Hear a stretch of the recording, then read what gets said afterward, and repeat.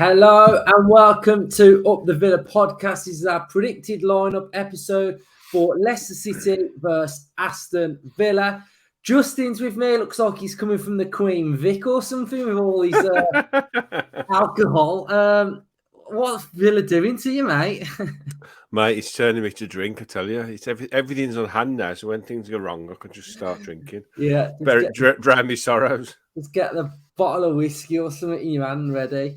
So it's our predicted lineup episode. These go down really, really well normally. I'm close to a big milestone on Twitter. So if you don't follow me on Twitter or follow Justin on Twitter, follow us. Where are you? Because we chat regularly on there. It's a good laugh on Twitter as well. So mine is Luke Robinson89. Justin is Justin_avfc_.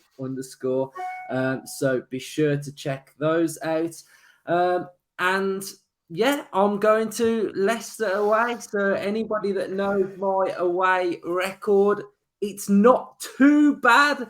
It's not too bad when I'm at the King Power. It's not as bad as other places. So I'm not going to tell you what the record is, but it's not that bad. So I can't wait for that one. So and as the build-up goes, as we edge closer to a match day and Villa playing, I'm getting a bit more optimistic. I'm getting into the game mode, and I'm feeling it, I think.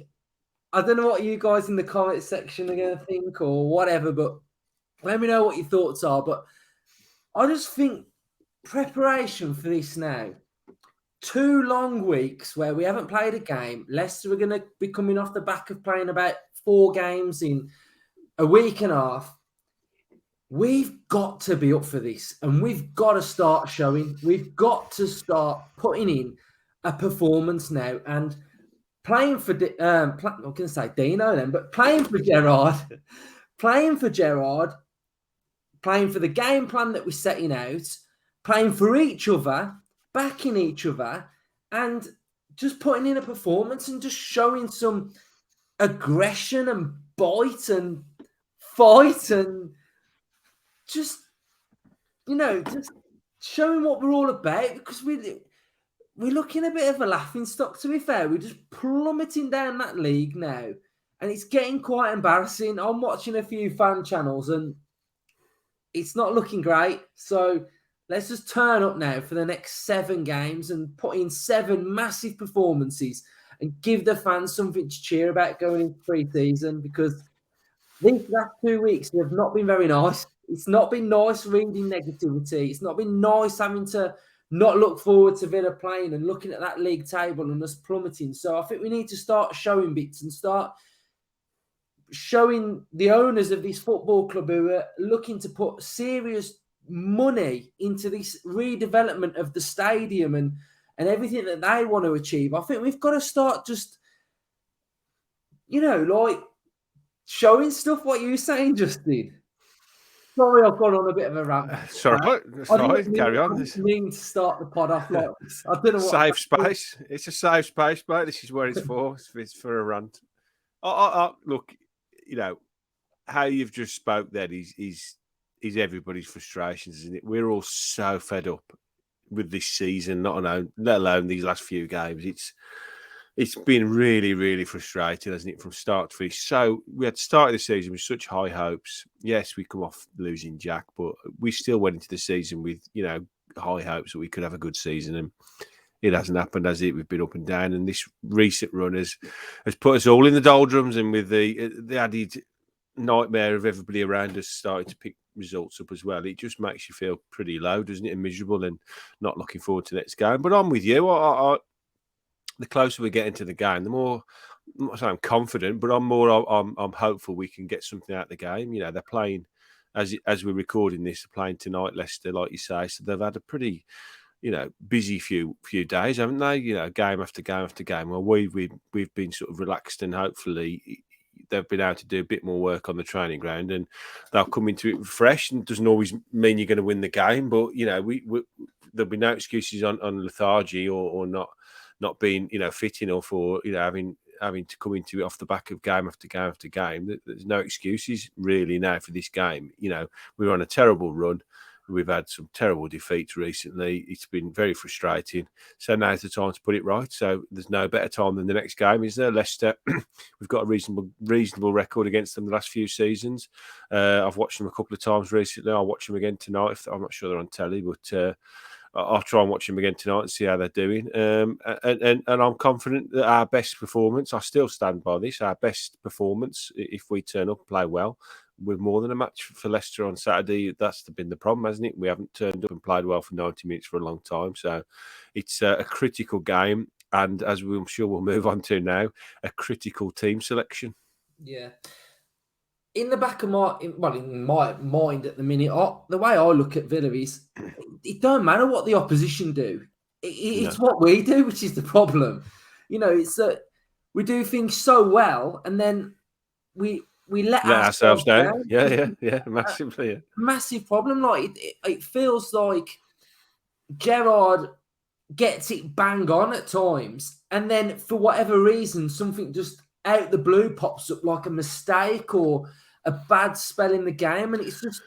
Well, you take that Spurs game. If you'd have shown any fan just the first 45 minutes of that game and said, right, give me your opinion on those two teams, you'd have said, wow, Villa are a very, very good team, aren't they? Look at them. They're first to the ball. They're creating chances. They're first to the first ball, the second ball, the third ball.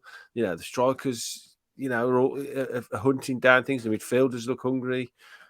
Yeah, it all went to pot, didn't it, second half? Because of it started badly, conceded a second, and then I don't want to say gave up, but that's how it looked, didn't it? There was very little appetite to try and get back in the game, and this is, I think, one of the biggest problems at the moment. It's not ability that's the problem, is it? It's the will, it's the desire, it's that's what's missing. The hunger's missing at the moment, and that's down to probably a few issues that I think.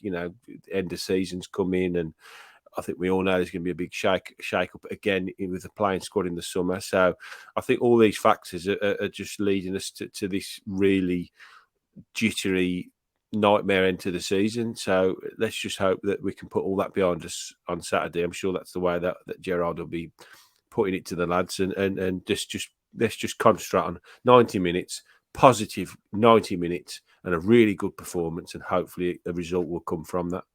Yeah, I mean, even at work or whenever Villa fans talk to me, they're like, "What's going wrong?" And I'm like, "I don't know. I don't know." It's hard, isn't it, to put a finger on it? You can't say what is going wrong because it's the culmination of loads of things, and So we can't defend, we can't score goals, and we apart from that, everything's going great. That's the problem, isn't it? There's not one problem at the moment, is there? Our strikers are misfiring, our defenders are not switched on and making mistakes, and it's costing us game after game after game. And as a team and as a squad, they've got to put their at some point. They've all got to put their hands up and take accountability for their own performances. And if all 11, whichever 11 play on Saturday, if they all do that, then we'll have a good performance, and we'll see hopefully a good game.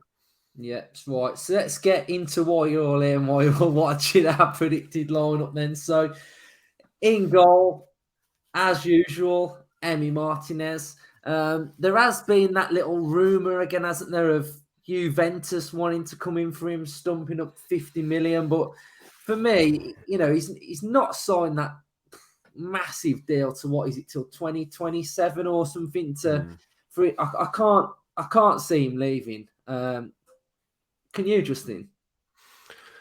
No, I can't. I think, like you say, he's just signed that new deal, and he looks very, very, very happy. One of the not the few, but one of the players you would, if you said put a list of players that are happy at the Villa, he would be very close to everybody's top one or two, wouldn't he? Because he loves the area, he loves the club.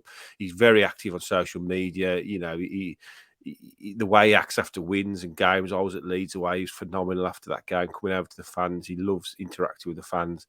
I would be surprised, given that what's hopefully to come in the summer and the amount of investment. I'm sure most of the senior pros will be aware that we're going to push on again and try and have a better season next year. So I think it would take a ridiculous offer and a real head turner for him to maybe have his head turned. But never say never in football. You never know. But I'll be very surprised if he left in the summer. Very surprised. Yeah, me too. Left back, this really worries me at the minute. We're gone with Ashley Young then. That is basically because I do think Luke Dean might be out for this game if he's fit, if he's available. Look, he's been very busy back at Bodymore doing his training and his weights or whatever he's doing. If he's fit, he plays. But I'm guessing we're going to go out with Ashley Young. And bit of a weird one with Ashley Young, because when Gerrard first came in, Young was like really high on Gerrard's praise, wasn't he? He was praising him. He was saying what an influential character he's been. He's been absolutely fantastic. Was it against Brighton when he did that nice little shimmy in the assist and he sent one of them on their way, and he was really good, wasn't he? But recently, defending of these crosses, leaving the markers at the back post, and don't know, I feel like he's being targeted a little bit, and that area worries me a little bit now. How short we are. It's a shame, isn't it? What's happened? Target left for obvious reasons. He wanted first team football, and he got an offer, and he's doing pretty well at Newcastle. So it's obvious people saying, "Oh, why did you let Target go?" But I totally understand why he was allowed to go. And the problem with Ashley Young is, I think, if I'm brutally honest, age has caught up with him at last. He's 37 years of age, and he's had a phenomenal career, and it was always going to be a bit of a swan song for him to come in. He was always going to come in and just be a bit of a make weight, wasn't he, and play the odd game, which he's had to do. But I'm with you. He worries me a little bit, especially when, like we are at the moment, we're not playing well. There's not a lot of confidence running through the team. So if we're playing well and we're attacking and we're dominating games, then you can get by with playing a sort of 37-year-old left back. But when you're going to be under the cosh, which we probably will be on Saturday, like you say, it's an obvious area to target, isn't it? They've got some good wingers, some fast wingers, haven't they, Leicester? So it is a little bit of a concern. I think it's too early for, is it Ben Christine, the young left back that's been on the bench a few times? Could you throw him in? Probably not. You do want that experience in key positions. So it will. I think it's looking like if Luke Deeney's out, that it's got to be Ashley Young, which hopefully he can have one more good game for us. Yeah, centre backs then, this area needs a tweak, needs a change. A tweak. Right. So basically, Mings starts. Mings is the captain for now. We're hearing rumours that may be a bit of a change in the summer. I think we stick with Mings for this one. I think we stick with Mings for the rest of the season. We'll move on. We'll go to the next one. Partnering, where we've made a change. We've gone with Callum Chambers. Now, again, I don't want to be really negative, but Dino did this, right? When El Ghazi was in a purple patch, and the minute the player that would be the first choice comes in, he will replace them and play that player that's banging form, take him out of the team. Couple games later, you'll have to bring El Ghazi back in, and it just don't happen. It don't work. He hasn't got his form. He hasn't got his confidence. You've played him out of form, which is a problem. I don't understand why we played Chambers out of form. I just don't understand it, because he was phenomenal for those games that he was starting. He was absolutely brilliant. He got that worldy assist. He scored that peach of a goal away at Leeds. Yes, we lost the game narrowly at West Ham. He was going to then come up against his former club in Arsenal. He got dropped. I'm just not sure why we did that, Justin. I don't know. It's an odd one, isn't it? He's proven already that he's been a very astute signing. For no money, he's a very accomplished Premier League defender, and so far for us, what we've seen him on the pitch, and that's all you can judge on. He's been pretty good. Almost outstanding in some games, like you say, assist that Messi would be proud of, and a nice finish against Leeds. So it's it was a bit mind-blowing that he got left out of the team, and the form of both of the centre-halves now is very questionable. I know Mings will forever be, a bone of contention with lots of fans because he tends to switch off and he has these moments where it seems that he's not quite switched on in games.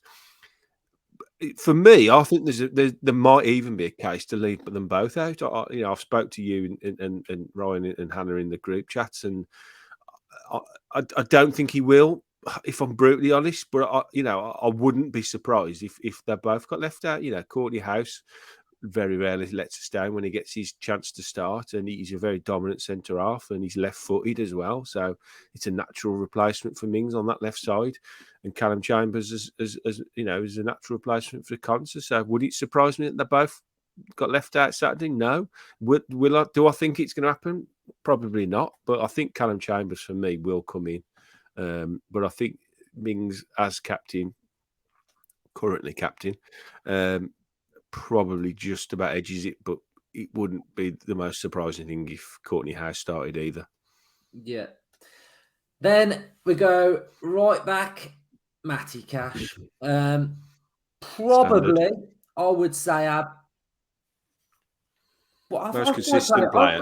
I'd say probably more player of the season. To be fair, I reckon.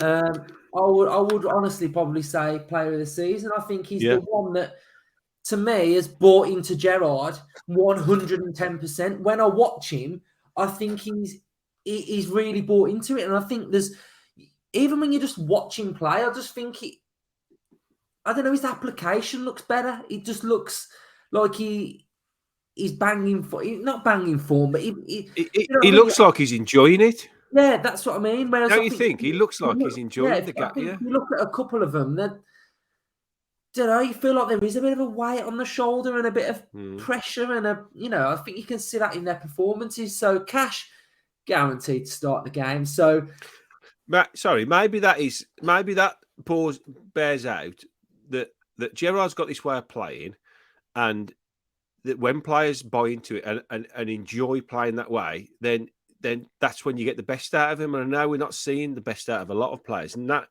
I'm not excusing the performances, but we all say that once he gets his players in, and that's the biggest thing about saying once a new manager gets his players in, then that makes a huge difference to a team, doesn't it? So you got Matty Cash, like you've just said, and I would agree with everything you've said.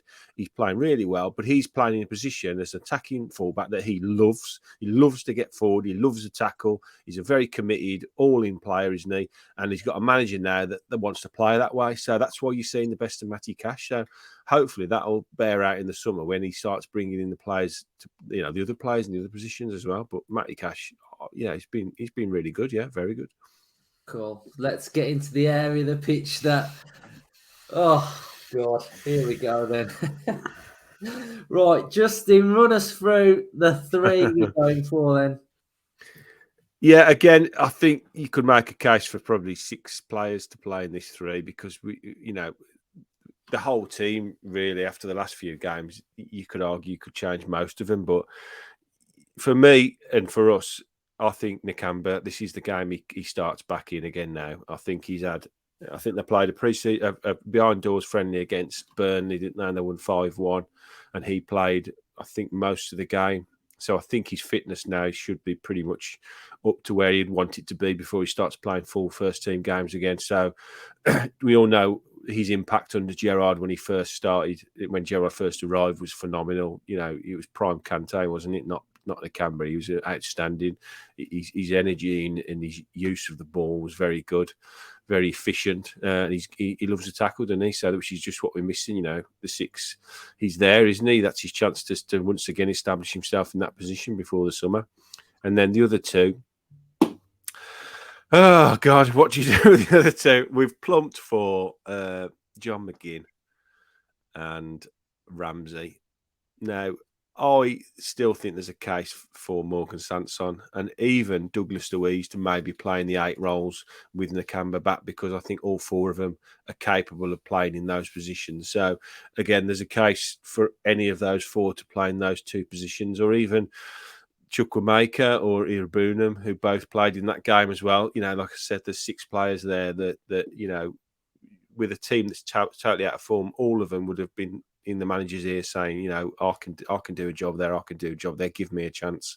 They'll all be begging to have a chance to play. So, but I think he probably stops with McGinn for many reasons. I think he loves John McGinn. I think there was even rumours that he wanted to give him the captaincy. I don't know how much truth there is in that.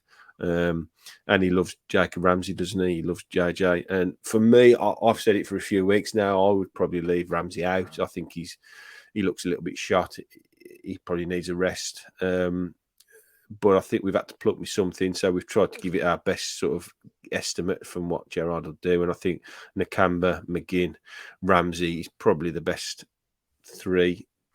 What do you think, Luke? I think that's probably pretty much nailed on. Yeah, I do, yeah. The other one is sort of having, like you've alluded to, Nakamba and Louise as a two, and then you can have a bit more going on further forward, can't you, really? Yeah. But it's one of them, isn't it? I think Gerrard loves Ramsey. Ramsey's Gerrard's guy. McGinn, you know, he's prime McGinn in the team every week, isn't he? So I don't know whether Nakamba being out has really halted the system of what we're doing. And you can probably say at times it has, hasn't it? You know, we haven't got that number 6 just sitting in there. If you watch Liverpool, you've got Fabinho, who just literally sits there. You know, you got Naby Keita. They don't move. And even Man City, with the players that they have, when they have the holder, it's literally like mop-up duty.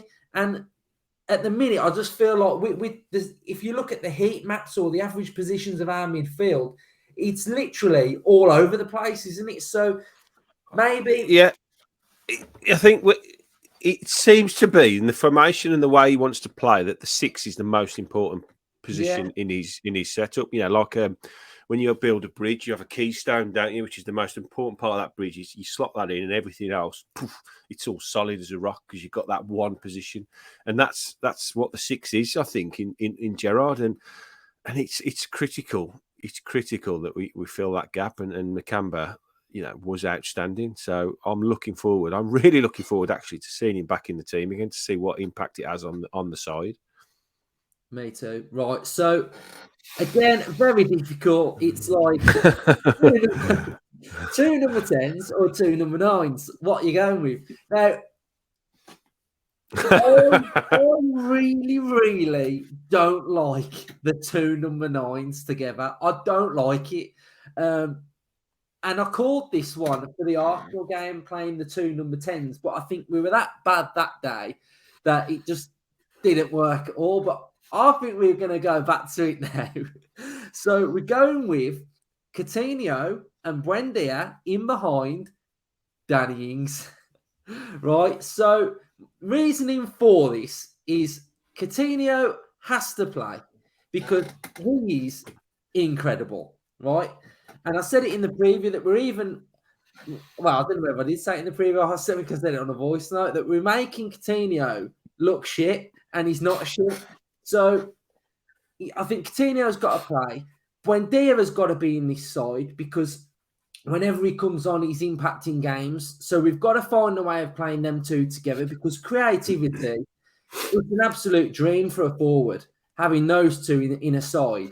So as long as we've got the structure and the stability behind and they're working hard as a team and as a unit, I think it will work. And I think Danny Ings has got to play up front because at the minute, Ollie Watkins is just missing too many chances. And I think I just think I want Danny Ings leading the line at the minute. That is just where I'm at. And I think collectively we came up with this team. So what are your thoughts on it, Justin? It's a minefield, isn't it? We've had, it's a bit like the number 6 debate. We've had this debate ever since Coutinho signed 2 10s or 2 9s. And we've tried both, and both have failed. And we're going to go back to, I think, I agree. I think we're going to go back to the 2 10s again. We started with 2 10s and a 9, it didn't work.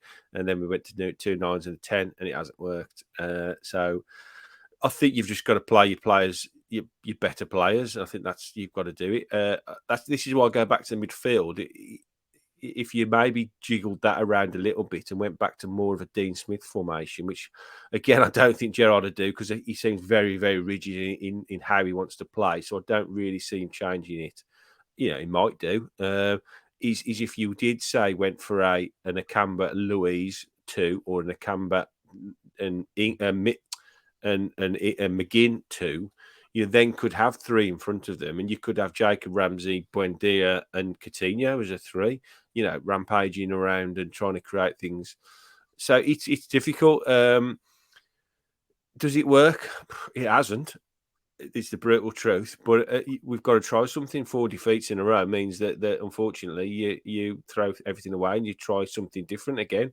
So for me, that's what we'll go back to. I think on Saturday, I'll be surprised if we start with 2 strikers again, simply because they both seem to be out of form at the moment. I went to Wolves and Watkins missed a hatful of chances, and then I was saying, if only Danny Ings was playing, then against Tottenham, them chances fell to Ings, and he missed a couple. So when you've got players out of form, you just hope that somebody can hit form again. And I still stand by the fact I think Danny Ings is a better finisher than Ollie Watkins.